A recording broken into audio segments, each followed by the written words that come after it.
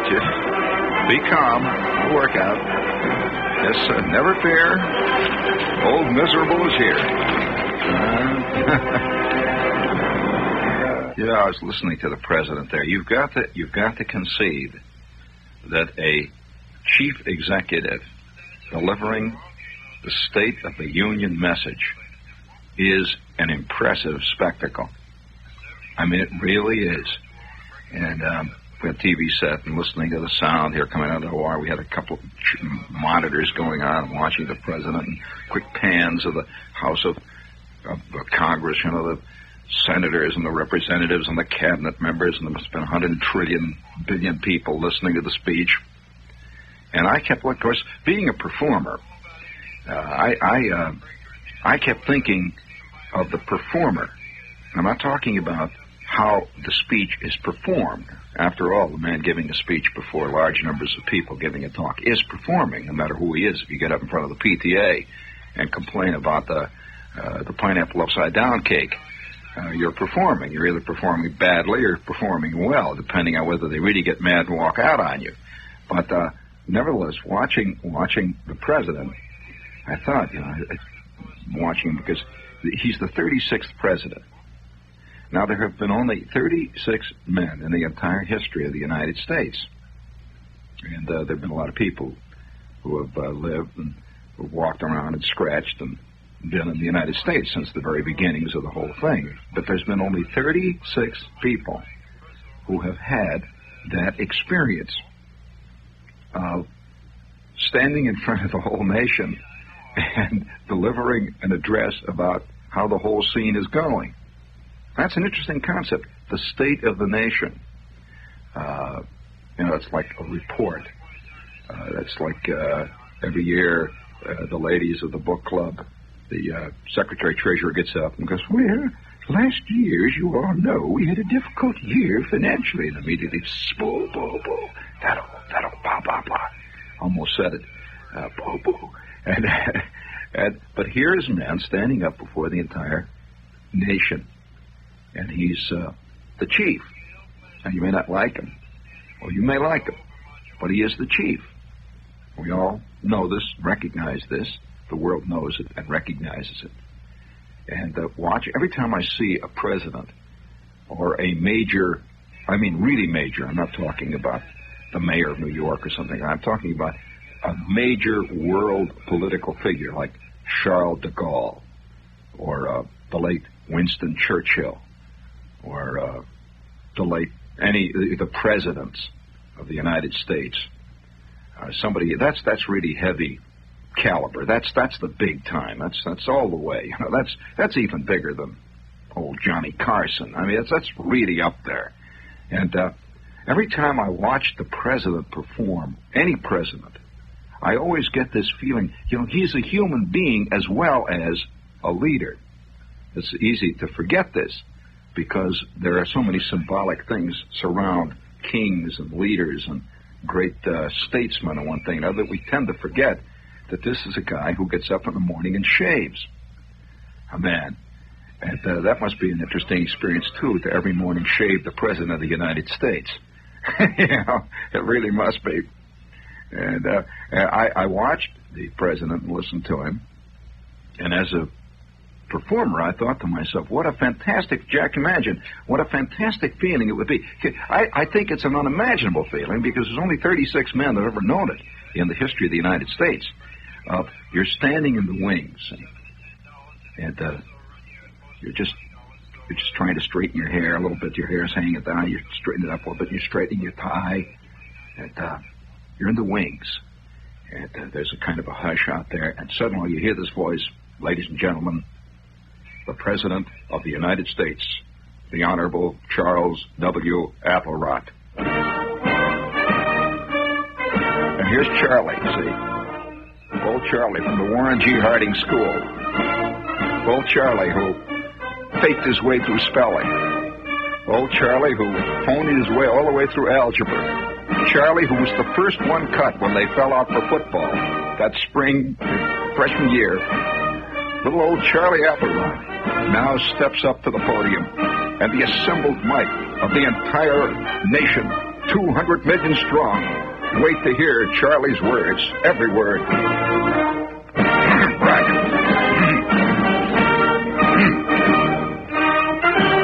Hello, Americans. And then that feeling deep down inside. No, you must get this now. There has to be that split in the man who is the president, because see, he himself grew up all of his life watching presidents. When you're a little kid, when you're 2, you don't think of yourself as going to be president. I don't. No matter how much hogwash is written about this kind of stuff later, when the biographies are written that from the very earliest days, little Clarence was reciting the Gettysburg Address, and forget it. He is now president. There must be a sense of unreality about it. That is, I'm certain no matter who the president is, because he is both man and symbol simultaneously. Now, not many people have walked around and been a symbol. Now, that's not, I'm seriously speaking here, a genuine, this side of the presidency or this side of leadership is rarely discussed. You hear people constantly yelling about that, and that's one of the reasons why there is always profound distrust, I believe, with every leader. As long as I can remember, from the time I was a little kid, there were always 2 schools of thought about whatever president was in. One school of thought was that he was a good president, and the other school of thought, that phony, what do you mean? You're really out of your mind. No matter what president it is, it's hard to remember that. That certainly was prevalent during the days of the late President Kennedy, even though we have a tendency now to forget the anti-Kennedy stuff that was very prevalent during the time. It certainly was prevalent during Eisenhower's administration. In fact, I'd say a half dozen comics built their entire act on being anti-Eisenhower. Whatever happened to Mort Saul? And what was the other guy that built his entire act on Kennedy? Von Meter. I mean, Von Meter's probably back with the Esso people now, or wherever it is that he sprang from. And so these people are symbolic of that general feeling that always goes along with the suspicion of the symbol, because symbols are, in a sense, related to another side of man. It's related to the I suppose you might say the side of man that constantly creates various symbolic images in, I suppose you might say, the religious sense, because after all, almost all religions are based on symbolic beings, symbolic forces. You go all the way back to the early Greeks, and you have the symbolic god of the sea and the symbolic god of the fire and so on down the line. And we still do this. We create these things, and so we believe that the symbol, since it is a symbol, must be infallible.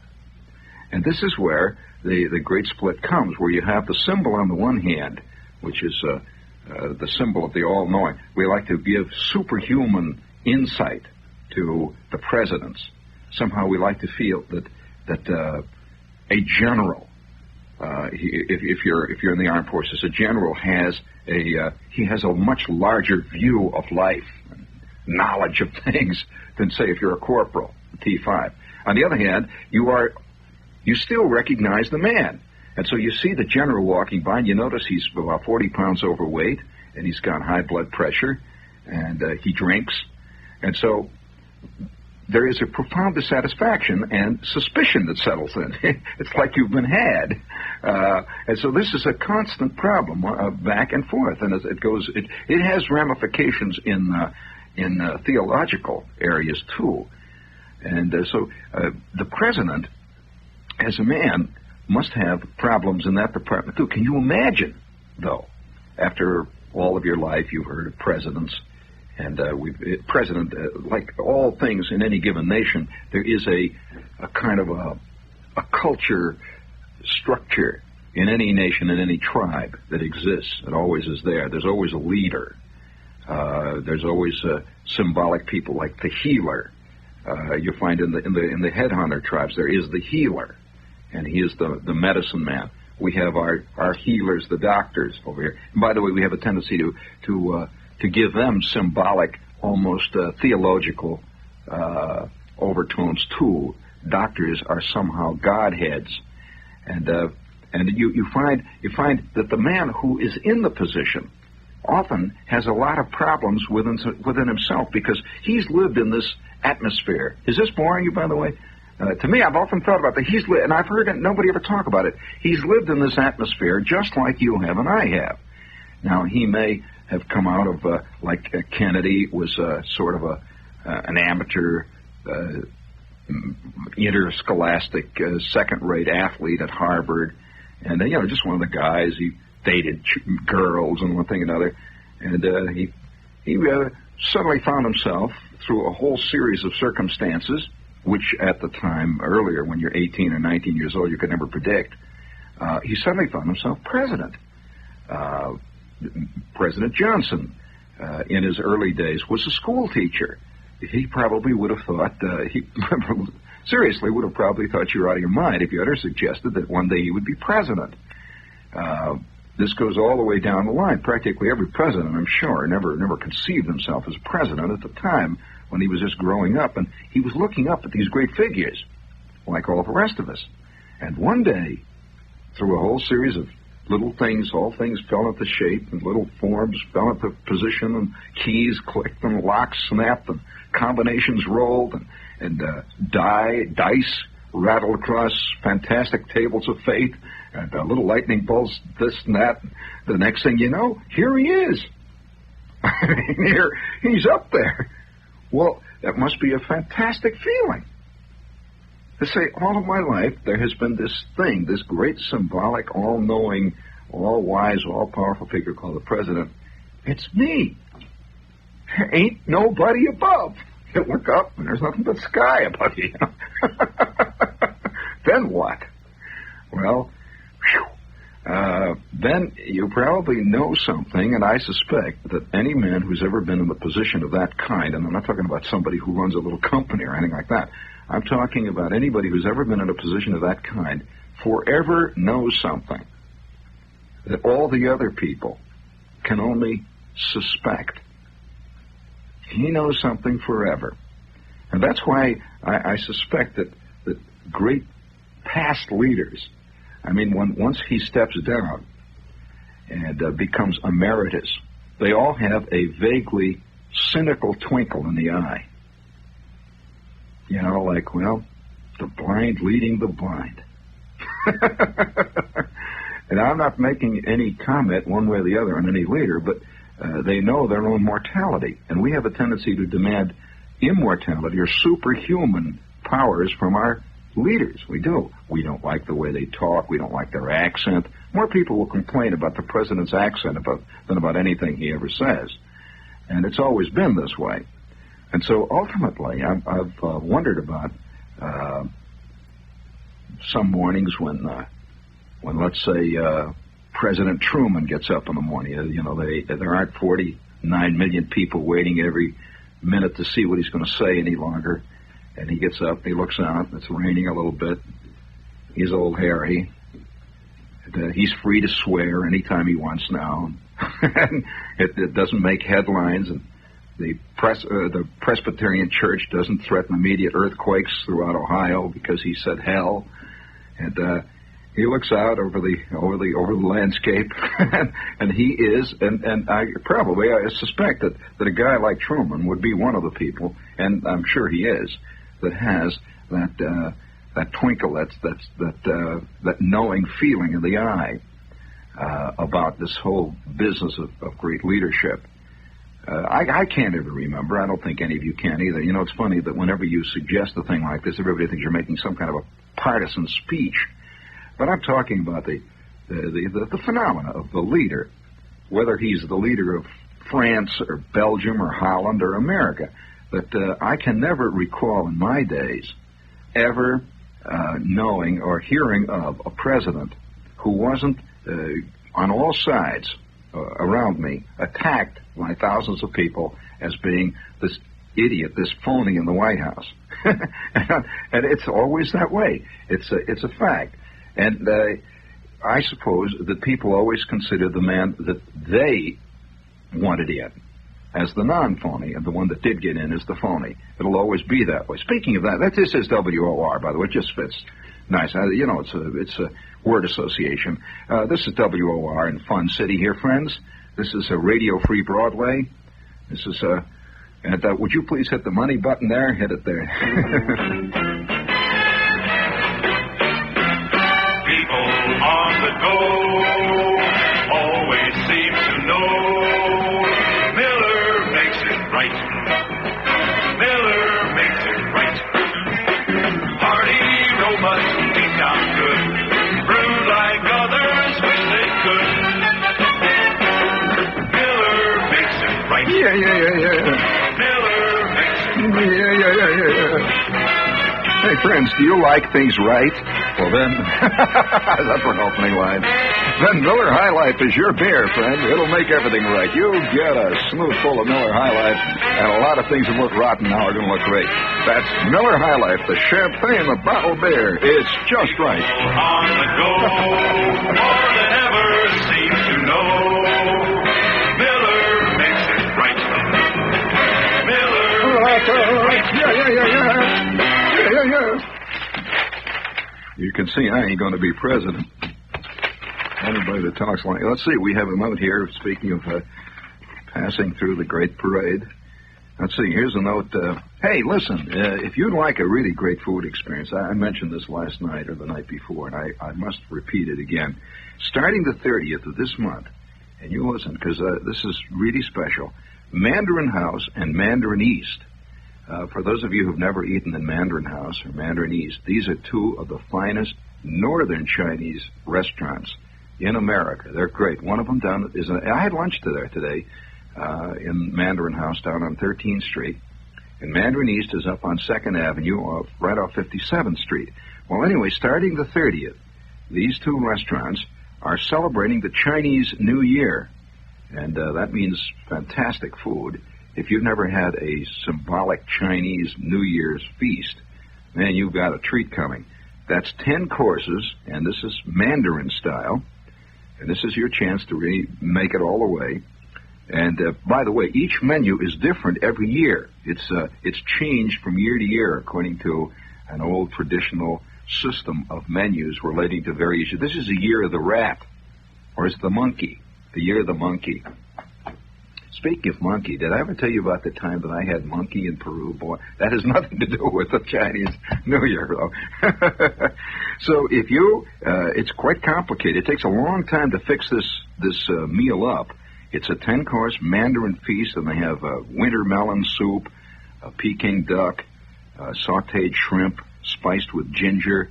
And it takes a long time to prepare these dishes, particularly, by the way, winter melon soup, if you've never had it. So they have to know in advance. And if you'd like to make the scene, they take parties of 8 or more, can enjoy this banquet anytime from January 30th through the 7th. Smaller parties, that's February 17th rather, even couples can order this banquet. It's very special, only during this couple of weeks. You can order it Monday through Thursday only, and you must make the reservations one day at least in advance. And it's just $10 a person, and believe me, this is a fantastic treat for $10. It's Mandarin House is in the Village, 13th, between 6th and 7th, and Mandarin East is on 2nd, between 57th and 58th. And if some weekend you'd really like to tie one on, it's for two $10 bills, it's fantastic. If you'd like to call for reservations, it's Mandarin House or Mandarin East. You can pick either restaurant, and it's the same number, though. Watkins 90551. Watkins 90551. And tell them Charlie Chan sent you. For Charlie Chan. I remember speaking of monkey, I don't want to get into that, though. That was one of the terrible traumatic experiences of my life. We have another commercial. I have no idea. What in the heck is this? Here's a commercial that says, an announcement that could not only change your career, but your whole life. Well, that's interesting. Harry Lorraine is an amazing memory expert, a mental wizard. His books and teaching. I like simple statements of ego. He's a mental wizard. And teaching devices. Of course, there's other kinds of wizards, other than the mental type. And his teaching devices have sold over 1 million copies. He's been on the Johnny Carson show and the Alan Berkshire and all these other intellectual type shows. And if you would like to be personally instructed by him in developing a fantastic, unbelievable, superpower memory, well, you call 989-5694. That's 989-5694, and they'll send you a booklet on how you can develop a superpower, fantastic, unbelievable, indescribable mental wizard memory. Why? I don't know why. As a matter of fact, I've known more guys that have gone down the drain because they do have a good memory. Every guy that I know who gets ahead is the guy who can remember last Wednesday's big sales meeting that turned out to be a bust. If you keep remembering it, you're in trouble. Because that memory can get you more problems. But if you'd like to develop a memory... On the other hand, it must be terrible for a guy who can't remember this morning. And there are many of those.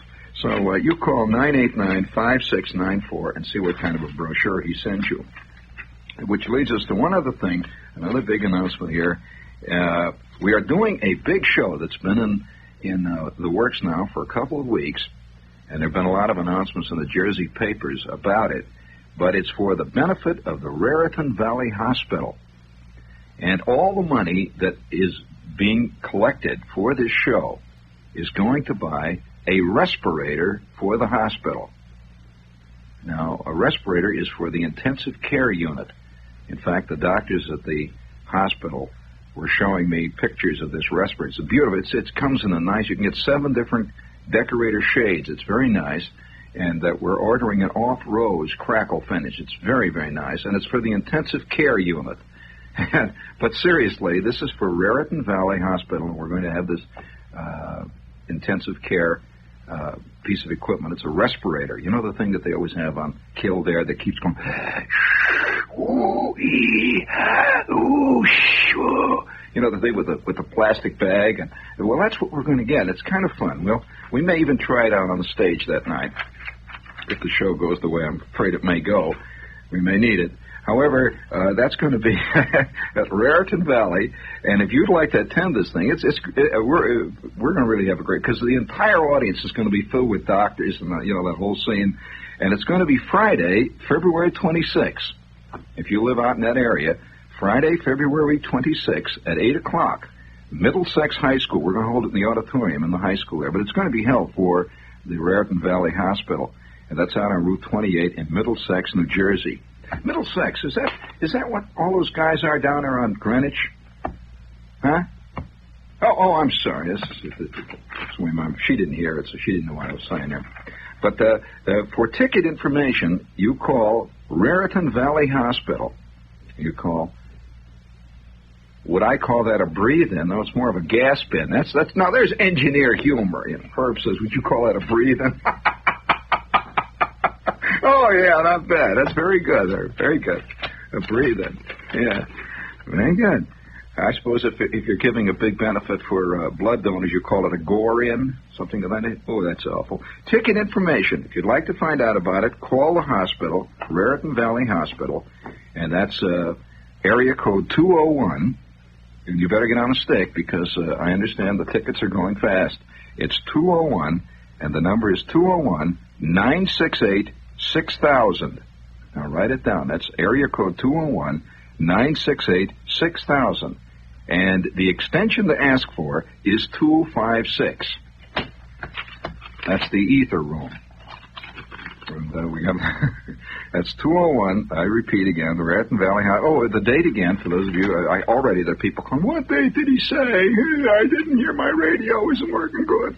That's Friday, February 26th, 8 p.m. Huh? Well, you've got it written Friday, January 26th. Isn't that what I said? I said February? Well, then let's repeat it.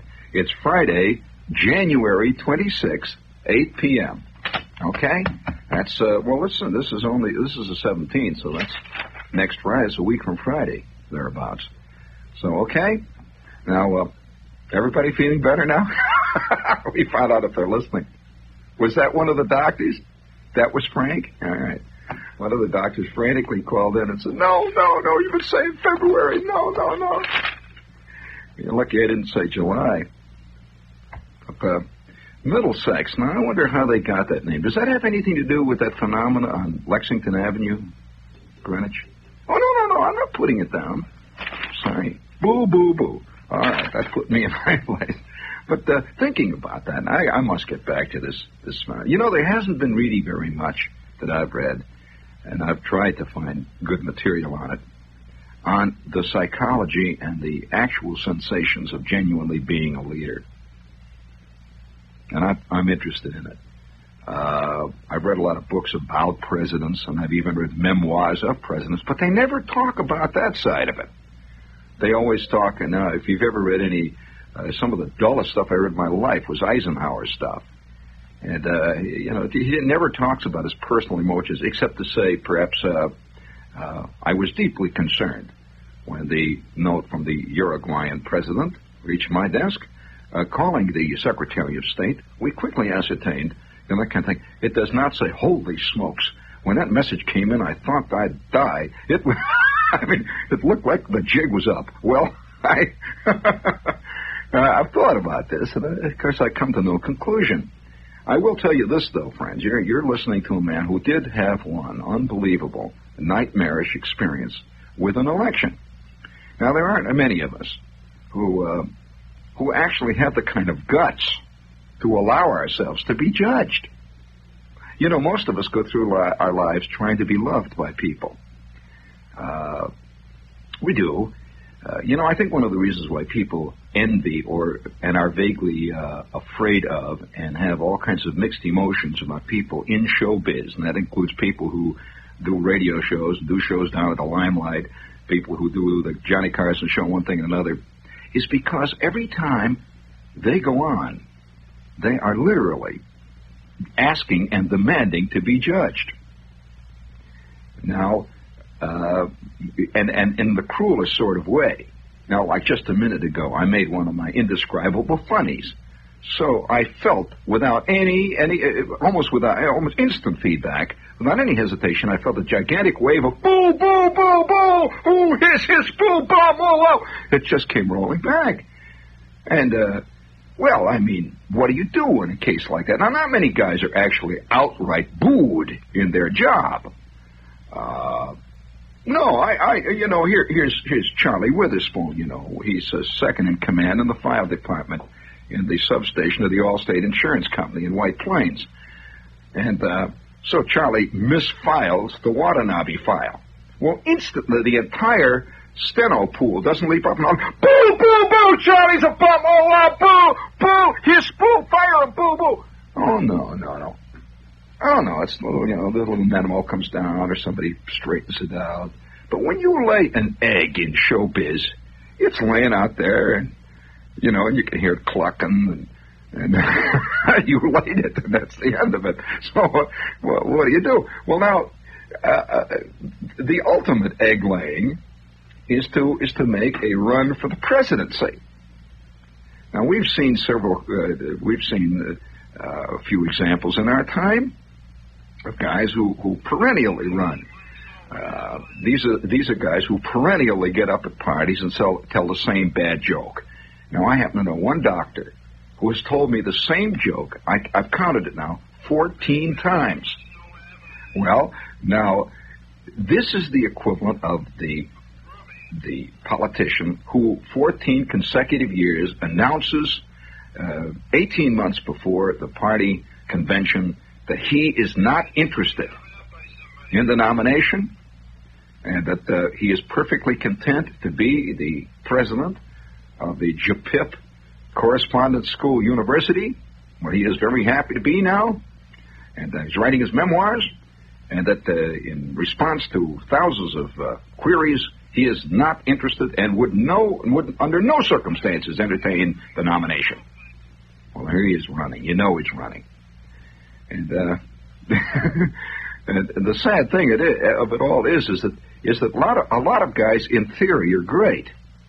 When they start running, the scales begin to fall from the eyes. We have one current candidate right now who looked a lot better a year ago than he looks now because he's begun to talk.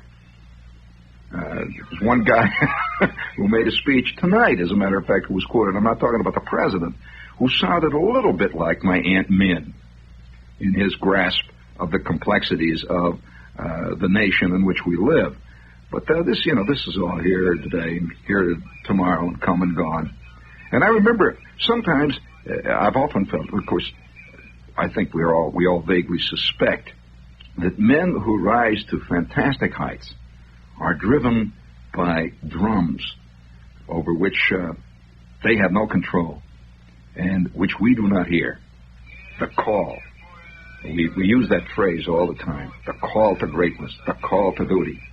If the people need my services, if the population demands, I will only under those circumstances consent. Well, we have this feeling that there is a call. There's such a thing as a call. Well, you know, one candidate now, who's obviously a national running candidate, just a few years ago, was a sports announcer in a little Illinois radio station. Well, and that's not putting down his background at all. But obviously, the call, suddenly a lot of things began to fall right. And it was a strange place to get a call. And so these, you never can really, there's no way of predicting it. Right now, conceivably, right now, listening to me, right at this minute, there could conceivably be a kid sitting in some university around here, sticking a pencil in his ear, chewing bubble gum, and kicking the Captain Marvel comics under his desk as he's trying to fake his way through differential equations and listening to the radio right now. And talking to his friends, saying, "Hey, Marty, listen to this idiot. What is this dribble this guy's talking about? Oh, wow." Well, it's conceivable that 20 years from now, I'm liable to be voting for that slob. Now, it is very conceivable.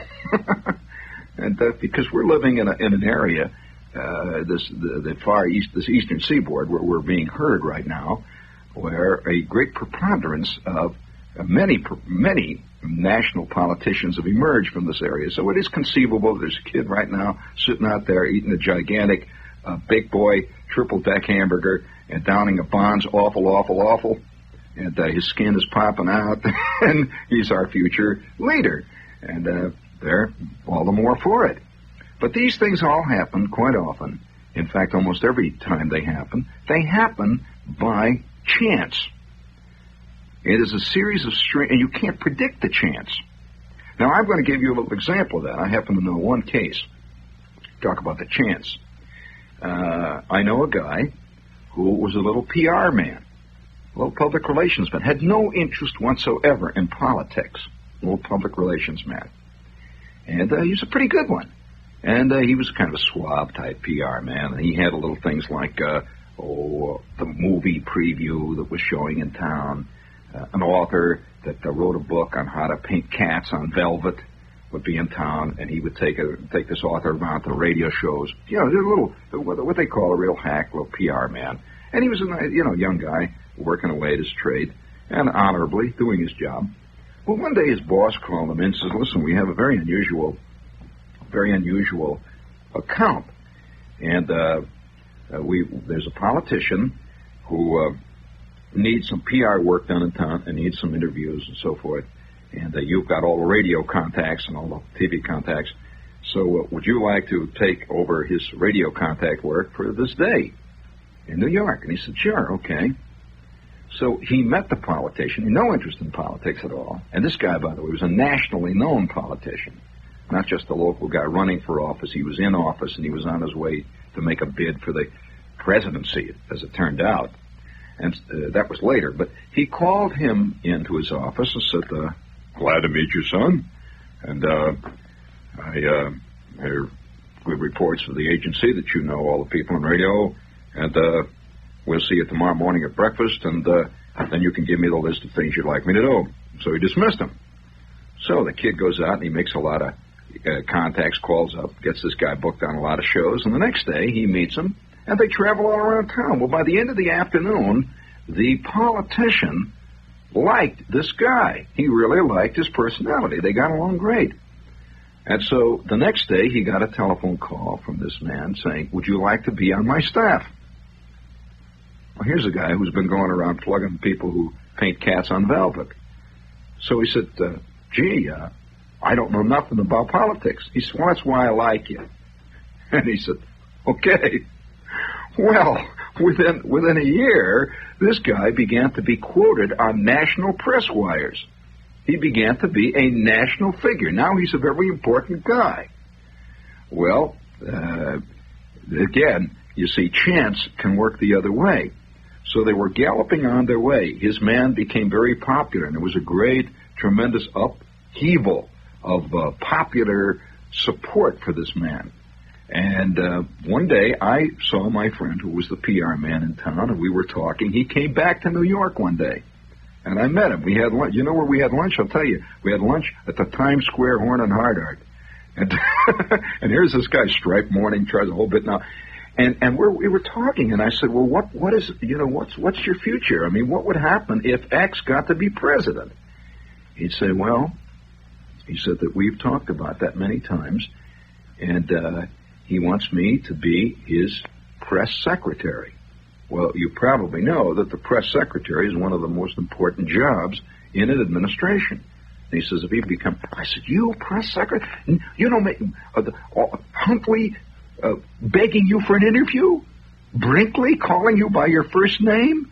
Holy smokes, Walter Cronkite saying hello to you? I mean, just like as if you were a real person? And then he said, yep, as a matter of fact. Well,